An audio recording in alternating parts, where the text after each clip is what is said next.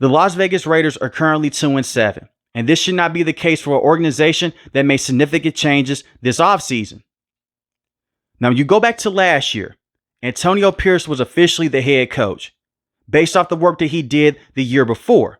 He was the interim head coach at that time. When they fired Josh McDaniels, they went 5-4 for the rest of the season. The players, they loved AP. Max Crosby came out. He spoke up for him. He said he got tired of dealing with a brand new head coach every other year. And I feel Max Crosby on that. This is an organization that has had 14 different head coaches since 2000. So they let AP go out there. They let him control the ship. He has to bring in a brand new offensive coordinator. Remember, he's trying to clean up the mess that Josh McDaniels made by moving off of Derek Carr and bringing in Jimmy Garoppolo. He wanted to bring in Cliff Kingsbury. The money, it just didn't add up to Cliff Kingsbury. So he goes to the Washington Commanders. The second choice was Luke Getsy. Now, Luke Getsy was a terrible offensive coordinator. That's why they fired him during the season last year. He should have never hired him to begin with. He was a terrible offensive coordinator with the Bears. He was even worse with the Raiders last season. But now we fast forward to this previous offseason. It's some change in the front office going down. You have John Spytek. You now have Tom Brady. He's on the board. He's making decisions. Every Raiders game, he has a headset on. So he knows what's going on and off the field with this organization. He wanted to bring in a veteran head coach, and the same with John Spytek. They come together. They settle on Pete Carroll, who has won a championship in Seattle, who has been to 2 Super Bowls in his career with Seattle. We know how the second one ended against Tom Brady and the Patriots. Was a very successful head coach with the Seahawks. But this is the problem here. It's how the tenure ended in Seattle. They basically pushed Pete Carroll out the door. He didn't want to leave, but they wanted to move on from him. Those last 4 years in Seattle were not good to Pete Carroll. He could not stop the run, and he's the defensive head coach. He could not adapt his system to Sean McVay, and the same with Kyle Shanahan. And it was tough for him to beat those teams every single year moving forward. He had an outdated system. They felt like he was just too old to be a head coach in today's NFL. So they made him a senior assistant in the front office, made him a consultant basically, and they go with Mike McDonald. And the Seahawks are currently one of the best teams in the NFL. But you bring in Pete Carroll, you want someone that could come in and stabilize your organization. I understand it. I get it.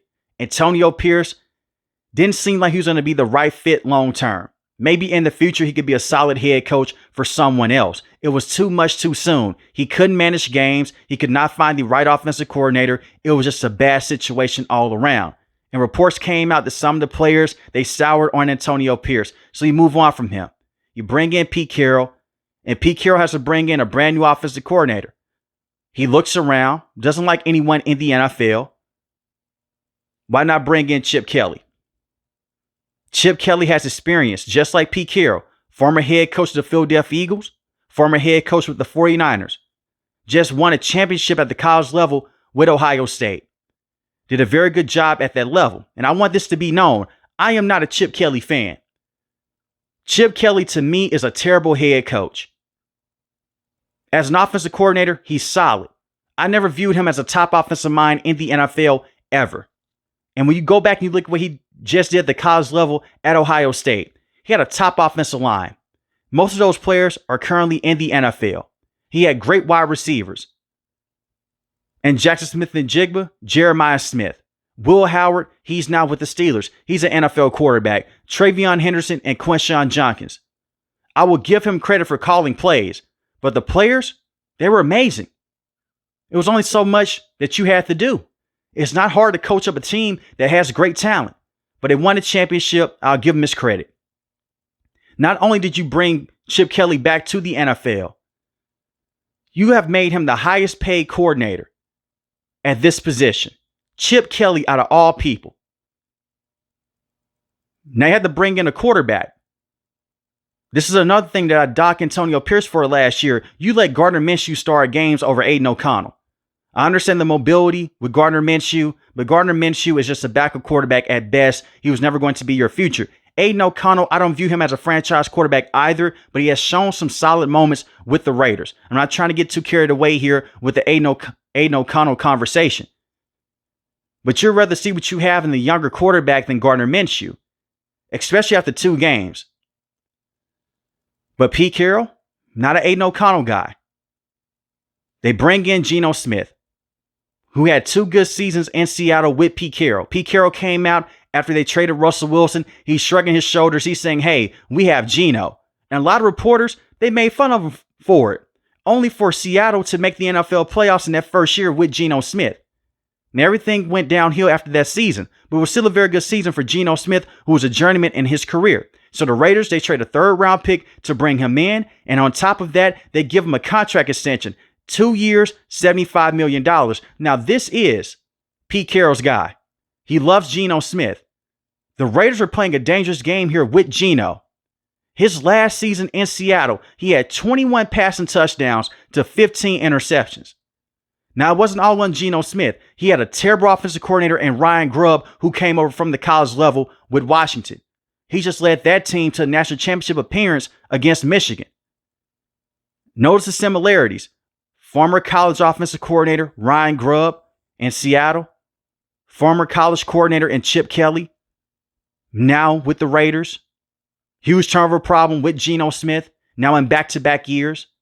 Offensive line was a problem last year in Seattle. They could not run the football, so they wanted Geno Smith to go out there and basically carry them in certain moments, and he couldn't do it. They're running into the same situation right now. This contract with Geno Smith is terrible.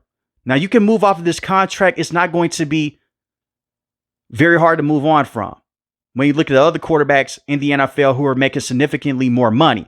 But $75 million for Geno Smith in 2 years, that is crazy. He has 11 passing touchdowns to 12 interceptions. He has not been good this season. And it's not all on Geno Smith. Chip Kelly has been a terrible offensive coordinator. When you have a player in Ashton Jeanty, who you selected in the 1st round, you go back and you look at what he did at Boise State. It was a lot of runs under center. He's more of a power back than he is a speed back, and he can make some plays in space with his speed, but he's a physical running back. You're running so many plays out of shotgun, so many plays out of pistol. He's fighting off 2 to 3 defenders. You're not using motion to go out there and to confuse the defense like how you did at the college level to help out Ashton Jeanty. Instead, Chip Kelly is going back and calling plays like how he did with the Philadelphia Eagles and how he did with the San Francisco 49ers. It's not working right now. And I did not agree with the fact that the Raiders selected Ashton Jeanty in the 1st round. And the reason why I say that, this is for any team that selects a running back in the 1st round. You have to have your offensive line set. If you don't have the offensive line pieces in front, with the running back position, it's only so much he can do. You can have Christian McCaffrey back there. You can have Bijan Robinson back there. You can have Jonathan Taylor back there. You need to have a consistent offensive line that can build space up front for Ashton Jeanty. And they don't have that right now. And especially with the play calling with Chip Kelly, it's only so much that Ashton can do. I'm watching him fight off 2 to 3 defenders just to get at the line of scrimmage. And when you have a quarterback who's turnover prone and he can't beat teams over the top with his deep accuracy, they're going to stack the box. They're going to force Geno Smith to beat you. They're going to force Chip Kelly to be creative. And right now it's not working with the Las Vegas Raiders. And Ashton Jeanty, he's had some good moments this season in space. When they give him good blocks, he can run around, he can make plays. This is another example because I know a lot of people will push back and they'll say, well, Ashton Jeanty, he's a beast. I'm not arguing with that. I think that he has the potential to be a top 5 running back in this league. But look at Saquon with the Eagles this season. We know that Saquon is one of the most talented players. He's not having the same season this year that he had last year because the blocking isn't the same. It's a dependent position, similar to the wide receiving position. Why would you select a wide receiver in the 1st round if you know your quarterback cannot get him the ball consistently? It just doesn't make sense. The Raiders could have easily selected an offensive lineman with that pick. And you could have drafted a running back in the 4th or the 5th round. We have seen average running backs work behind great offensive lines, and all of a sudden, they look great. The offensive line is one of the most important units on the field, maybe the most important unit on the field, to protect your quarterback and to give your running back a fighting chance. So even though Geno Smith has been terrible this season, multiple games with 3 interceptions, It's only so much blame that he can get when you look at this offensive line and the play calling with Chip Kelly. And Brock Bowers has missed time this season with a knee injury. He is one of the best playmakers that you can have, especially at the tight end position. In my opinion, he's your best offensive player. Against the Jacksonville Jaguars, he was a monster in that game. It was his first game back in a very long time. He had 13 targets, 12 catches, 127 receiving yards, 3 receiving touchdowns. The next week against the Denver Broncos, he had 1 catch, 31 receiving yards, only had 3 targets. And I know that you just traded Jacoby Myers, which was a good trade, by the way. You need to get something for Jacoby. He no longer wanted to be here, and I don't blame him. And you weren't winning football games at the time. It was time to move on from that veteran wide receiver, and he was an awkward fit. He's a Josh McDaniels guy. He came over from the Patriots to be coached up by him.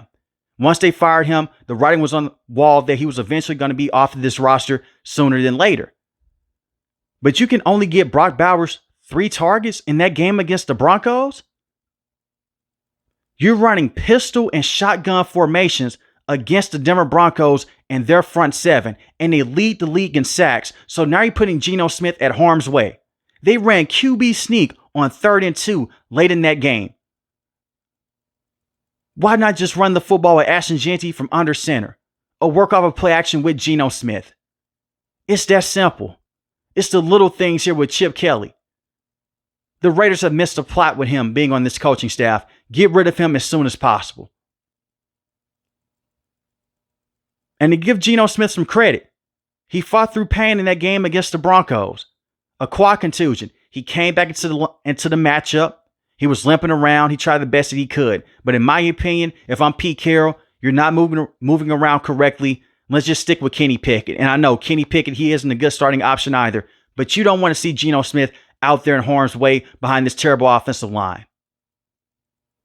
And one more thing I want to touch upon. I know that Jackson Powers-Johnson went down in that game against the Broncos. Before he went down, they looked very good. And Code Miller, he's on IR. He's missed the last couple weeks. Those are your 2 best offensive linemen. But even with them in the game, their offensive line is still terrible. And Alice Kappa is scheduled to be the starting right guard until Jackson Powers-Johnson possibly comes back. Alice Kappa is the worst right guard in the NFL. Good luck to Geno Smith and good luck to Ashton Jeanty. You're going to need it. And when you go back to this Broncos game here, they could have won this game. As a matter of fact, they should have won this game. They had 2 plays that were wiped away with penalties. You look at this situation, Deontay Thornton, he has a dumb penalty, wipes away a touchdown. Another situation, Ashton Jeanty gets down the field, which is rare with this Raiders team this season, holding on the offensive line. You just shake your head. It's the constant miscues. I don't blame that on coaching. That's just players being dumb in certain moments, just making costly mistakes. And they have done that a lot this season.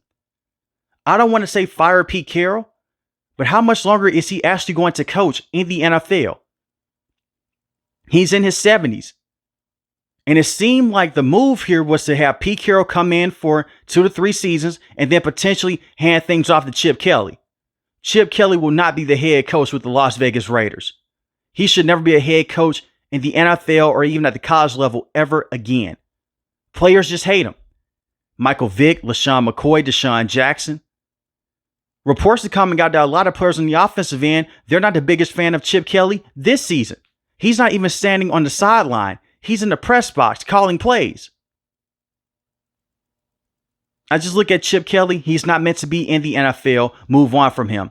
But this offseason, you need to put enough resources in this offensive line. Get guys in free agency. Get guys in the NFL draft. And build this team around Ashton Jeanty and that quarterback that you would select in the first round. Because 9 times out of 10, when you have a veteran quarterback that cannot take care of the football in Geno Smith, when you have one of the worst records in the NFL, more than likely, you're going to draft a quarterback in the first round.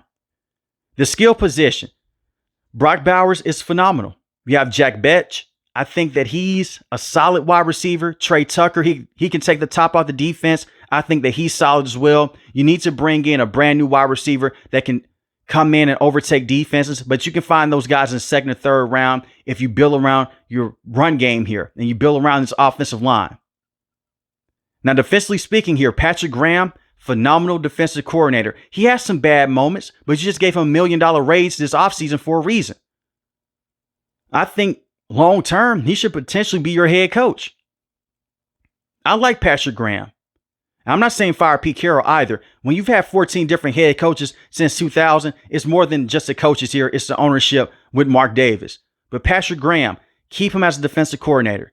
The defense has held things down since you released Derek Carr and he went to the New Orleans Saints.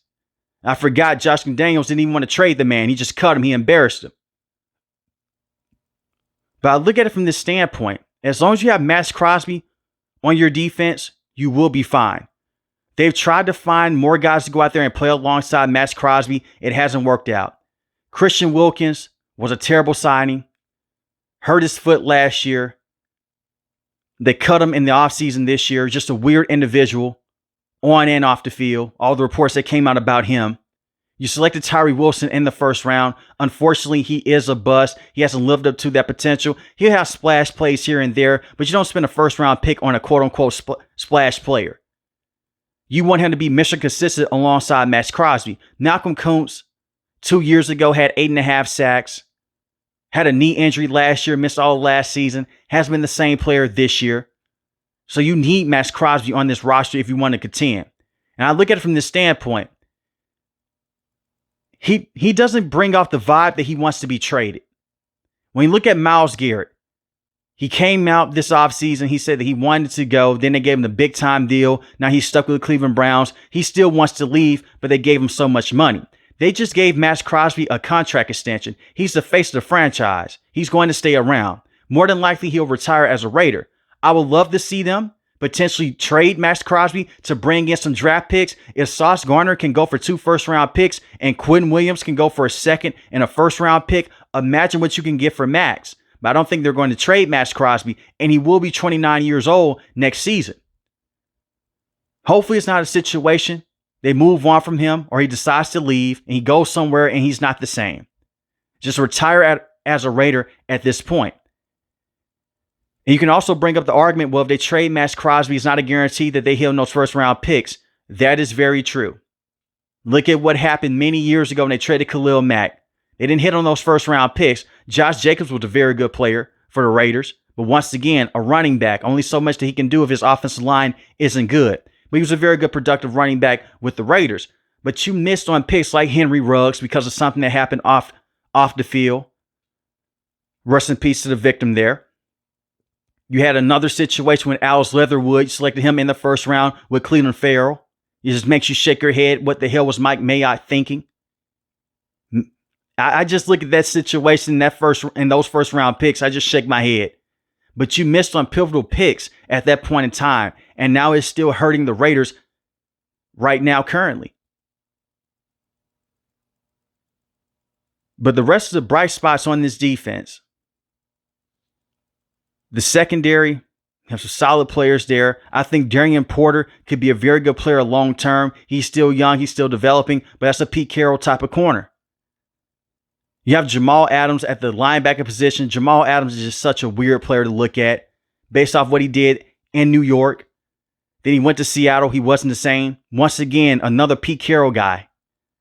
So Pete Carroll has a heavy influence with this team. But to see the Las Vegas Raiders basically take a step back this season compared to last year says a lot about the current state of this coaching staff and the same of the talent on this roster. If they move on from Pete Carroll this offseason, I won't be too upset about it. But you can move on from all the head coaches that you want to. It's an organizational problem. And it starts up top with Mark Davis. He needs to be a better owner. This is the first year with John Spytek and Tom Brady going out there and basically helping things behind the scenes. Let them fully work. But this offseason, you have to find a quarterback and you have to get your offensive line situated. And Aiden O'Connell right now, he's on IR. He's dealing with an injury. I don't see him playing at all this season. Pete Carroll is a type of coach, and I've seen him a lot with Seattle in the past. He will let Gino Smith finish out this season. Gino Smith can have 19 passing touchdowns and 25 interceptions. Gino Smith will still be the starting quarterback with the Raiders if Pete Carroll has say so. He's a loyal man.